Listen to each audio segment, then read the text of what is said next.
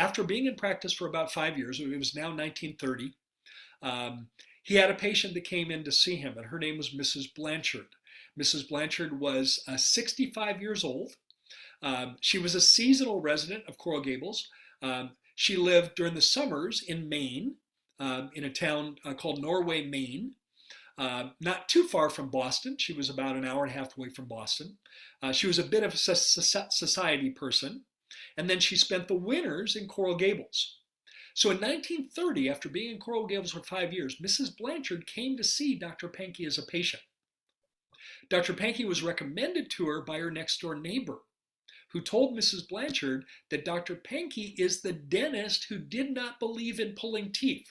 So talk about a good referral, Aaron. That her neighbor said, because Mrs. Blanchard had been, so here's the backstory on Mrs. Blanchard. Mrs. Blanchard had visited a dentist in her summer town of Norway, Maine, and her summer dentist in the town of Norway said, no, we can't save your teeth, you need to have them out. And she said, no, I'm not having any of that. So she said, well, I'm going to go to a dentist in Boston because maybe you're in a bigger city. Someone in Boston might be able to save her teeth. Well, she went to a dentist in Boston, and both dentists in Norway and Boston told her that her teeth were so bad that she would soon lose them and she needed dentures. And she told that to Dr. Pankey. She said, that's why I'm here, because my neighbor said, you are the dentist that did not believe in pulling teeth. I'd like to see what you could do to save my teeth. Dr. Pankey indicated that he would do the very best he could to save her teeth. And sure enough, he did that. Naren, she lived the rest of her life with all of her teeth that Dr. Pankey was able to save through restorative dentistry, when every dentist she had been to before said they were hopelessly lost and there was nothing she could do other than lose her teeth and get a set of dentures. That is an amazing story. And I think as you were telling that story, Gary, the thing that was going through my mind is great people are resolute people. They have a vision, and for him, it happened because of his mom, and it touched him. And then he decided to, stick with it for the rest of his life, literally. Well, it gets better, Darren. So Mrs. Blanchard was a bit eccentric, and she was playfully eccentric, and she didn't like to come in through the reception room. So Dr. Pankey said, well, Mrs. Blanchard, you can come in through my back door and you can wait in my private office. You don't have to wait in the reception room. You can wait in my private office, and when I'm ready for you, I'll come get you. Well, during one of her visits to Dr. Pankey as he's restoring her mouth, Mrs. Blanchard noticed an American Dental Association journal on his coffee table. And the journal featured an entire article, a big article with photos and announcements about promoting the upcoming International Dental Congress in Paris, France. Mrs. Blanchard asked Dr. Pankey if he was making any plans to attend this International Dental Congress in Paris. Dr. Pankey replied, well, I really haven't given it any thought. So she kind of let it go. She came back for another visit about a week later, and she brought it up again. She brought up the International Dental Congress during a next visit, and she said, Dr. Pankey, I think you ought to go to the International Dental Congress in Paris. Dr. Pankey's reply was, Mrs. Blanchard, why do you have this obsession about me going to the International Dental Congress in Paris? Mrs. Blanchard looked at Dr. Pankey and said, you are a young man with your whole life in front of you. I think you ought to go out and see what's going on in the world outside of these little treatment rooms.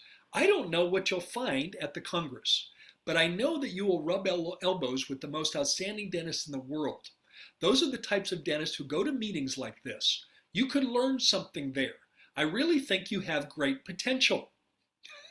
Now, Dr. Pankey commented, he said, how's that for a backhanded compliment? I had saved this woman's teeth and she's telling me she thinks I have potential? Well, Dr. Pankey honestly replied because she wasn't letting this go. Mrs. Blanchard, said, I really think you have great potential. Dr. Pankey honestly replied, Mrs. Blanchard, I simply can't afford to go. Mrs. Blanchard said, Dr. Pankey, you can't afford not to go. Mrs. Blanchard insisted, Dr. Pankey, I want you to go. I want you to travel first class. I would like to pay all of your travel expenses, as well as compensate you for time missed in the practice. You'll be gone for almost 2 months. Given, think about travel. Oh, yeah. in 1930, right? So, you have to go by boat, Right. long journey. He was going to be gone for 2 months. I would like to pay all your travel expenses as well as compensate you for the time you will lose from your practice while you are gone. Now, will you go? And Dr. Pankey said, well, that sure puts a different spin on things. And Mrs. Blanchard said, I'm going to take that as a yes. And in fact, Dr. Pankey attended the 1931 International Dental Congress. He met, among others, Dr. Daniel Haley Smith. He was the chairman of the entire Congress. And he did, in fact, what Mrs. Blanchard thought would happen. He got to rub elbows with the finest dentists in the world. And that really launched his career and launched him into teaching everything that we know now, that was in the embryonic stage of the restorative dentistry movement.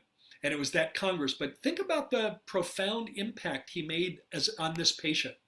How's that for profound gratitude, Aaron, from Mrs. Blanchard? Oh, absolutely. And now, the other thing that's kind of interesting about Dr. Pankey is it looks like he's somebody who just took life as it came, right? I mean, these things happened and He he came from reacted very to them.